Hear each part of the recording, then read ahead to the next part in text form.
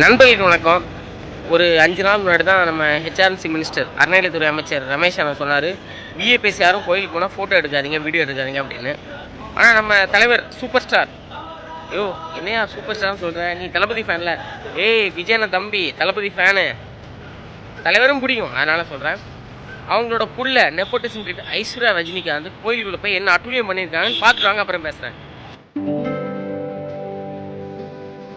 திருவண்ணாமலை அண்ணாமலையார் கோவிலில் ஐஸ்வர்யா ரஜினிகாந்த் சுவாமி தரிசனம் செய்தார். அவருக்கு கோவில் நிர்வாகம் சார்பில் சிவாச்சாரியார்கள் மாலை அணிவித்து பிரசாதங்களை வழங்கினர்.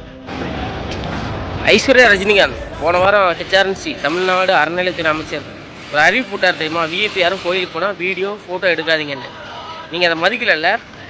நீங்கள் ரஜினிகாந்த் புள்ள இல்லை.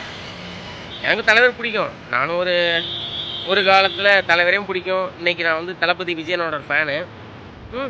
நீ ஐஸ்வர்யா ரஜினிகாந்தா இல்லை ஐஸ்வர்யா தனுஷா எனக்கே தெரியல, என்ன கர்மம் இருந்துட்டு போ. நீ நடந்து போகிறல இந்த இடம், இதில் நான் நடக்க முடியுமா?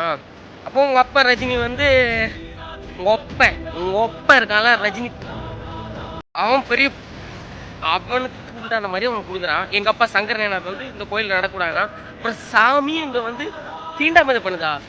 அப்போ இந்த கோயிலில் தீண்டாமல் இருக்குது. என்னென்னா ரஜினிகாந்த் புள்ள வந்து ரஜினிகாந்தோட மகா ஐஸ்வர்யா ரஜினிகாந்த் வந்து இந்த கோயிலில் இந்த பூண்டு இல்லாத இடத்துல நடக்கலாம், சங்கர் நேரமாக வணிகத்தை நடக்க முடியல அப்படின்னா கோயிலும் தீண்டாமல்.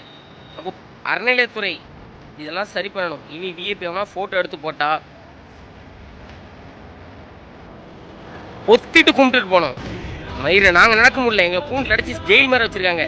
நீங்கள் வந்து ஃபோட்டோ எடுத்துகிட்டு போகிறீங்க, சொகுசாக நடந்துட்டு, சொகுசு பணம் காசு ஹவுஸு அப்பன் பேரில் வந்தது தற்குறி.